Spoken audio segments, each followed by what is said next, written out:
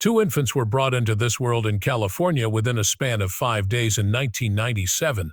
Their fathers were identical. There should have been just one. Arnold Schwarzenegger maintained this bombshell secret for 14 years, even though his maid delivered the child to him daily. The kid began to take on his features and developed in stature and strength. After 14 years of silence, Arnold finally spoke up in therapy. Those 3 letters were the final straw for the family. Arnold Schwarzenegger came into this world in 1947 in a little Austrian hamlet right after the war. The atrocities of WW2 molded his father, Gustav, who was the head of the local police force and a tough, heavy-handed guy. Despite surviving 3 days buried alive under debris, Gustav never got over the horror he had experienced. He returned with it. In Arnold's household, terror was the norm. Maynard and him would be forced to vie with one another for their father's devotion by their father, Nochen. It became a challenge even to choose flowers for their mom. It worsened when Gustav drank. Arnold claimed that guys all around the nation were left broken by the type of violence that included screaming and beatings. This was commonplace in Austria. That was the standard. Still, Arnold had no interest in making it through that realm. A way out of it was his goal. He aspired to be a famous actor. He certainly didn't escape by daydreaming. His task was done. Arnold had to do 200 sit-ups and push-ups daily when he was just 4 years old in order to earn his breakfast. Every morning was a struggle because his father made sure of it. No matter the weather, skipping was not an option. Following that, there was homework and football practice. Hike. The reports are 10 pages long. Red is used to correct any error. They were required to rephrase words 50 times in order to correct spelling mistakes. Gustav thought that adversity shaped one's character. Though his brother Maynard buckled under the pressure, Arnold remained unfazed. That tender-hearted one was Maynard. Original, reserved, perceptive. Maynard, in contrast to Arnold, looked inward. The man drank heavily. A drunk driving accident claimed Maynard's life in 1971, while he was only 24 years old. After crashing into a Kitzbühel telephone pole, he suffered minor injuries. Arnold was already in the United States following his goals, so he skipped the burial. Many were perplexed as to why. The same thing that shaped me also ruined Arnold, as he subsequently stated frankly. Their father passed away a year subsequent to Maynard's passing as well. The wounds were always with Arnold, but he never allowed them to define him. An epiphany occurred when I was 14 years old.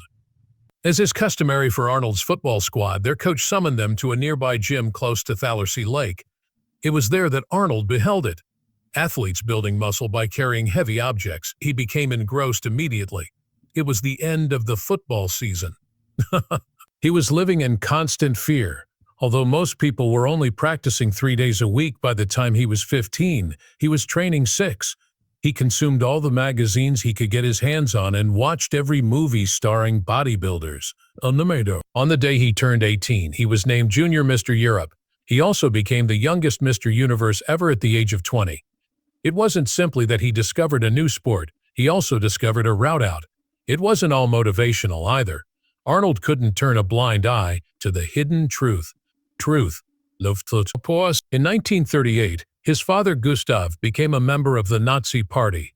Officially, he was admitted in 1941. The brown-shirted stormtroopers, of which he was a member, were his family.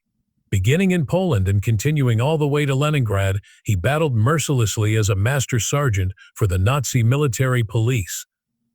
After being silent for a long time, Arnold finally contacted the Simon Wiesenthal Center in 1990 to inquire about his father's history. Additional investigation eventually established Gustav's complete complicity, while initial findings failed to find any war crimes. Arnold was never one to protest. In its place, he put it to good use. He publicly denounced bigotry, violence, and the cycle of broken men he had witnessed in his childhood. With the age of 19, Arnold took his first daring step. On his way to Munich, he departed from Austria. A dream and a bag were all he had. He walked off the train into a new world after complete 9 months of required army duty. The metropolis was enormous, chaotic, and intimidating. This, nevertheless, Arnold promised himself would serve as his permanent residence. Sharing a Christophstrasse one-bedroom with fellow bodybuilders like Franco Colombo, he made the move. Funds were limited. He was unconcerned about sleeping in the gym's storage area on occasion.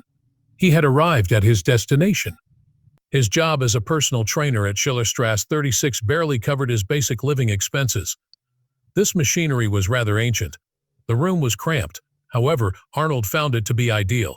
It opened doors for him, and he really capitalized on it. Every day he put in 5 or 6 hours of training.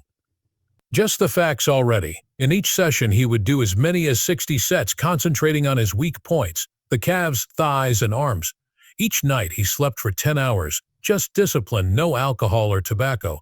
He lived with other bodybuilders in his apartment. They worked out in tandem, held down side gigs, and kept one other motivated. The gym evolved to become much more than just a spot to work out. It got to be a home. The next step was the discovery. Arnold became Mr. Universe in London in September 1967 at the tender age of 20. In his previous attempt, he had failed. However, he triumphed against the American favorite Dennis Tenorino this time. The world of bodybuilding was rocked by the wind. Arnold was unrivaled in size, form, and charisma. Photo shoots in the snow were in his itinerary upon his return to Munich. The chill was of no concern to him. Unterquet. He was anxious to be noticed. It was only the beginning. That was when it all started. Arnold went on to win 7 Mr. Olympia titles and 5 Mr. Universe titles. But by that point, everyone was taking note. He was known for his controversial and rigorous training methods. Arnold, in contrast to the rest of us, believed in overtraining and opted for longer, more complex exercises. 6 days a week he would work out twice. First thing in the morning for his chest and back, and then in the evening for his legs, calves, and abdominals. So, shoulders, biceps, and triceps first thing in the morning, followed by calves and abdominals later that night. During the off-season, he gained 20 to 30 pounds, bringing his total weight to 255 pounds. He defied experts' predictions that he would burn out. He persisted in his belief that muscular growth could only be achieved by shocking them. Not all the development was organic, though. Arnold has come clean about his use of anabolic steroids, in particular dianabol and testosterone, which he began in his late teens. Under medical supervision, he added, and in modest dosages it was administered. His recommendation was 100 mg of testosterone weekly along with 3 doses of dianabol a day, he said. The milieu in which they lived was drastically different, and anabolic steroids were not yet prohibited. However, he was accused by several former gym buddies of using more and even introducing others to it. Arnold always told it like it was, even if he never tried to be flawless. In October 1968, he disembarked from the aircraft with a duffel bag, an accent, and $20.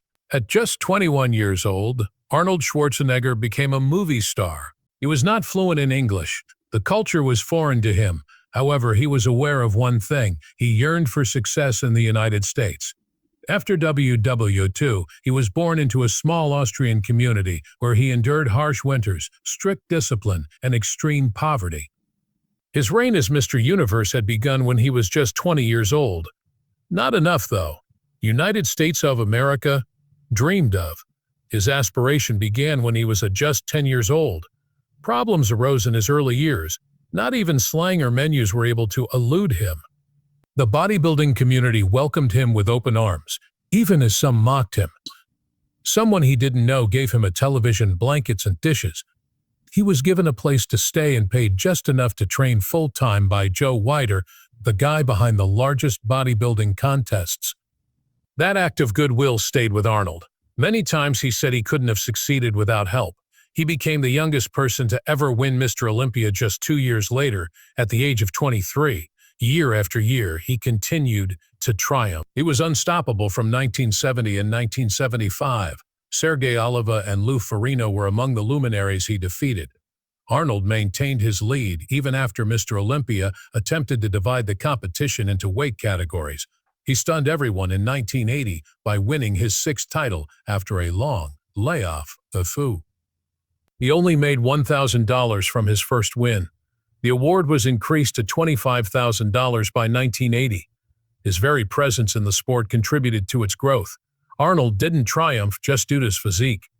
Like everyone else, he utilized his brain. He managed to gain access to his competitors' minds, leads. Just hours before a major competition, he came down to breakfast with Lou Ferrigno and told him he looked almost ready, sowing doubt in Ferrigno's mind. That was successful. Lou went completely still. These aspects were never left to chance by Arnold. He threw rumors, cracked jokes, and made his rivals doubt themselves. He thought they were unworthy of victory if they crumbled under the strain. Arnold elevated weightlifting to an art form. His 22-inch biceps were legendary. He would do severe, high-volume arm workouts many times a week. He didn't, however, simply curl up for hours. With intense concentration, he linked his thoughts to each motion. He went so far as to curl his wrist in such a way that the outer head of his biceps protruded. Not only did he desire size, but also form, intricacy, and flawlessness. The cameras followed. Pumping Iron was released to cinemas in 1977. It catapulted Arnold to stardom and made bodybuilding hip. Yet not everything depicted in the film was authentic. The portion when he supposedly doesn't show up for his father's burial was one of the staged scenes.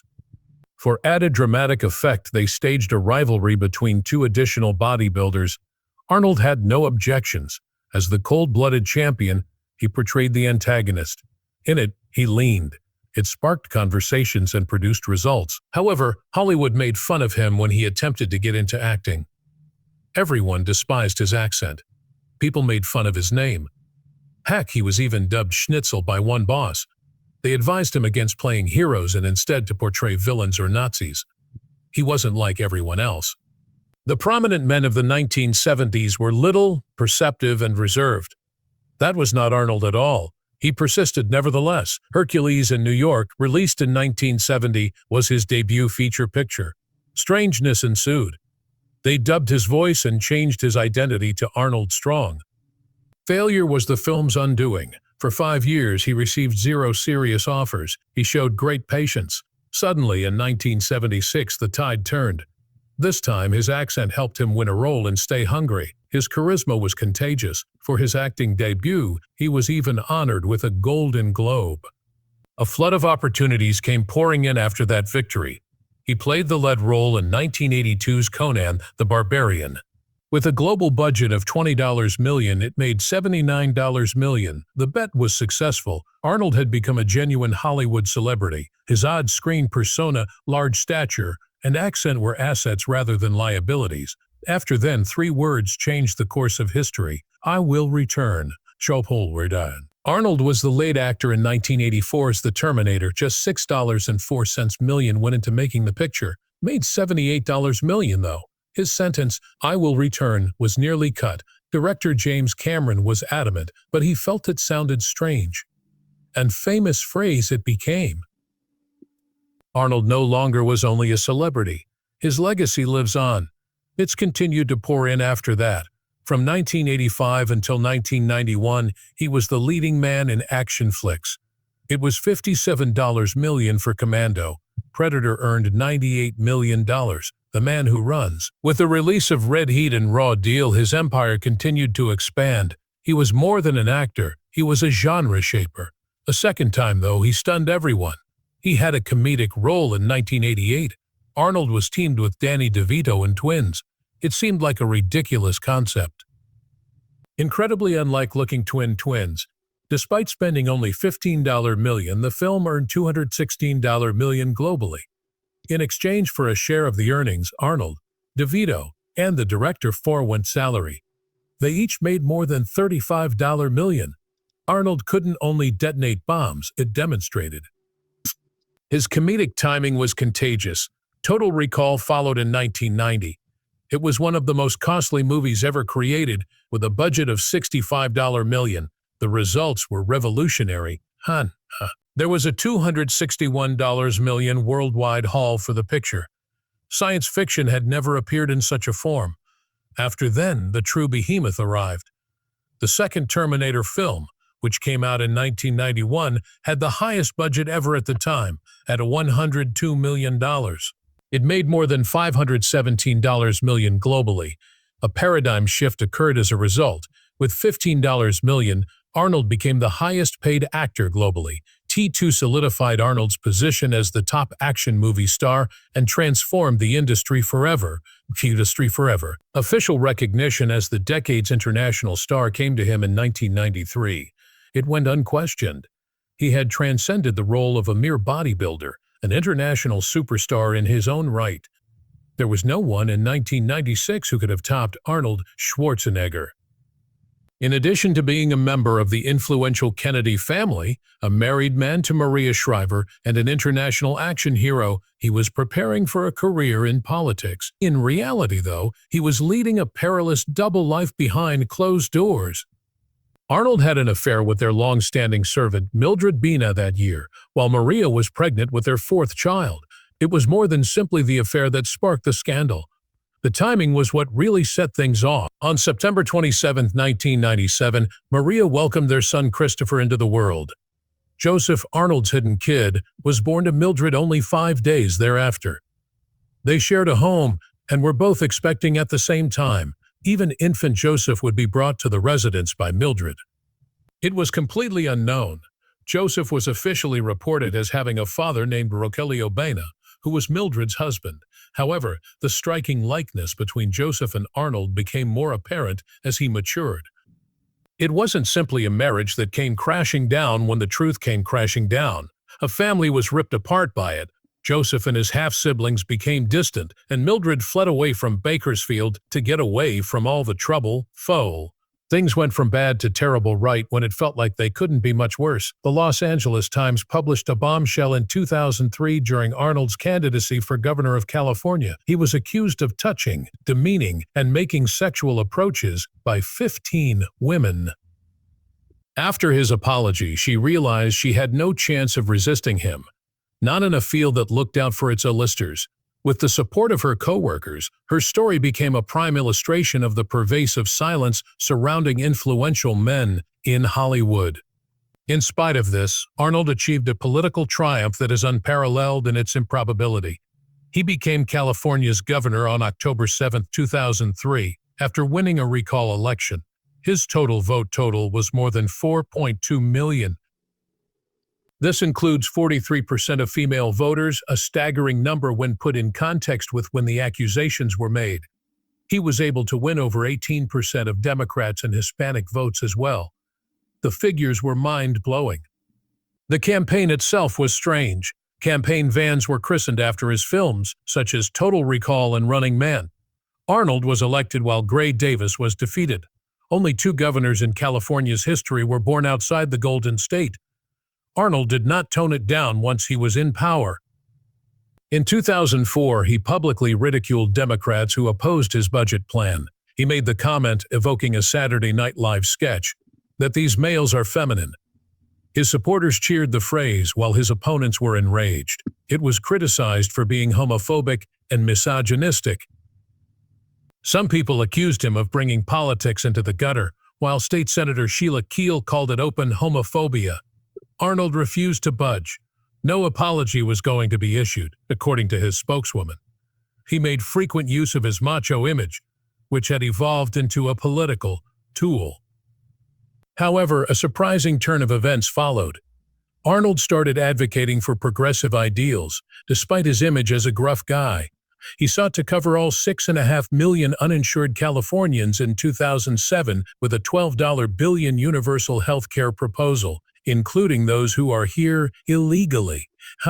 He referred to it as a strategy for shared accountability. People were compelled to purchase insurance. The cost was shared by employers. Fair policies had to be offered by insurers. Also, individuals were rewarded financially for maintaining a healthy lifestyle. Republicans were enraged. Liberals couldn't believe it. When it came to climate change, he likewise went all out. He was a supporter of the Global Warming Solutions Act in 2006. In terms of reducing emissions, California surpassed the rest of the nation. The Republican base despised him, while environmental organizations praised him. As a conservative who advocated for liberal changes, he had become something of a political wild card. But there was a heavy price to pay for his audacious claims. California was $34 billion in the red when he became governor. His departure caused it to soar to $91 billion, a whopping $57 billion more.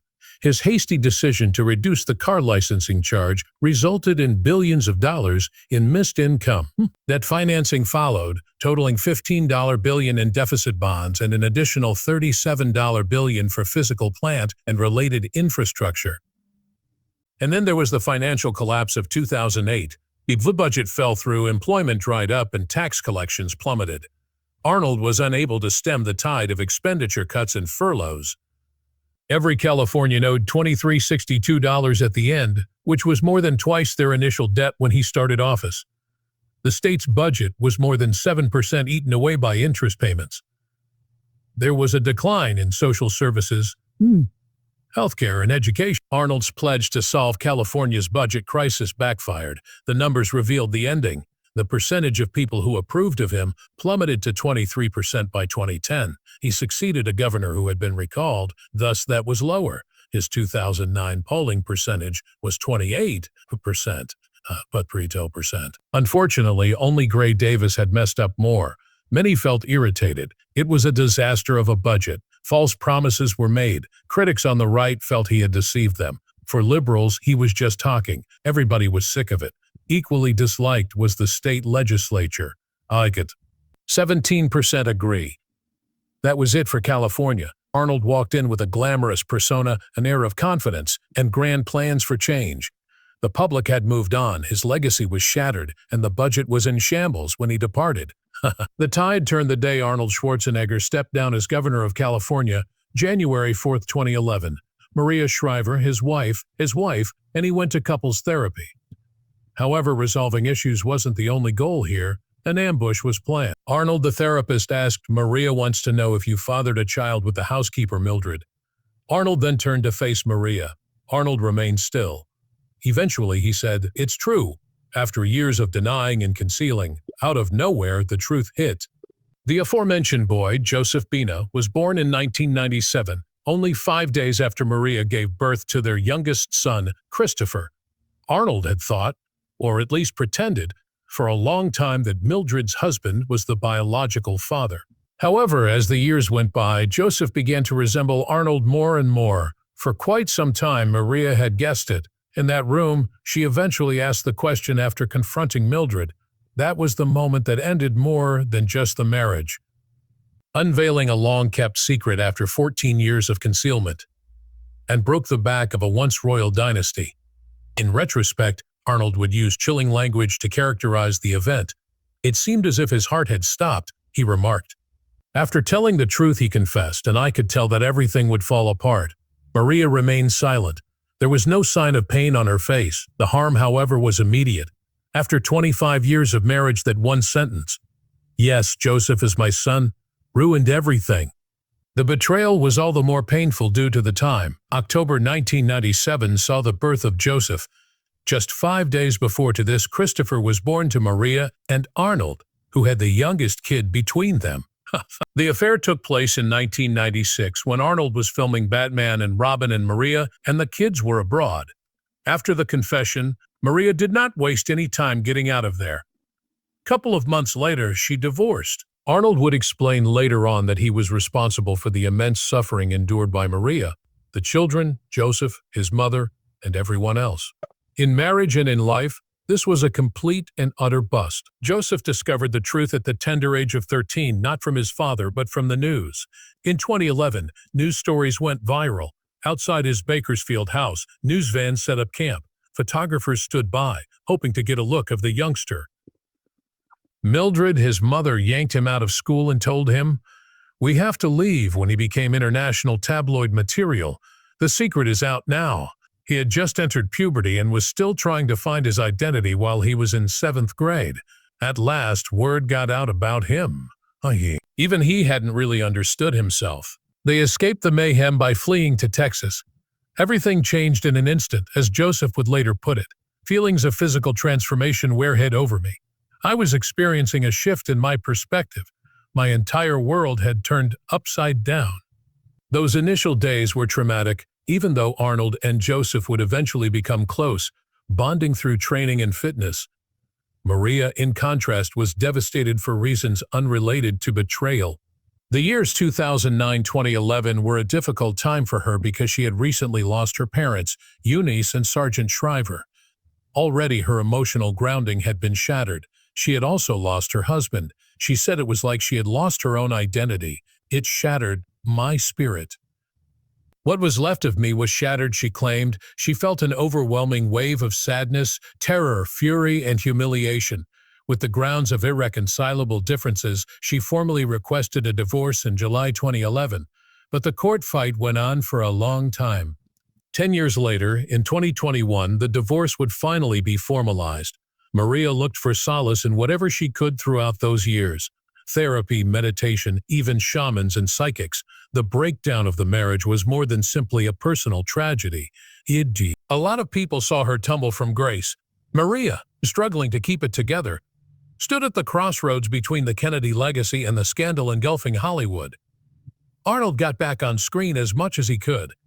He made an appearance in the 2010 film The Expendables for a little cameo.